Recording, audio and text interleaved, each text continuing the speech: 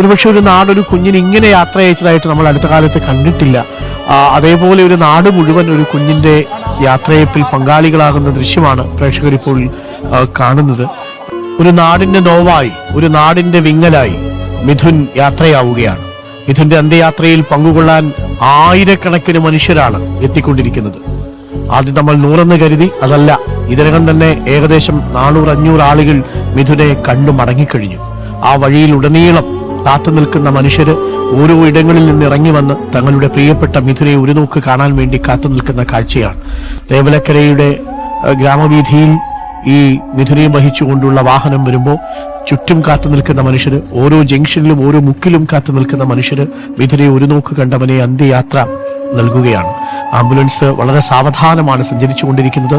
ഇപ്പോൾ സഹപാഠികൾ സ്കൂളിൽ കാത്തു നിൽക്കുന്നത് പെയ്യാൻ പോകുന്ന മഴ എങ്ങനെ എന്ന വണ്ണം നാട്ടുകാർ കാത്തു നിൽക്കുകയാണ്. ഒരു സങ്കടക്കടലായി മാറുകയാണ്. ഓരോ അമ്മമാരുടെ കണ്ണിലും ആ കണ്ണുനീര് ഒരു കടലായി തലയൊടിക്കുന്നത് കാണാം.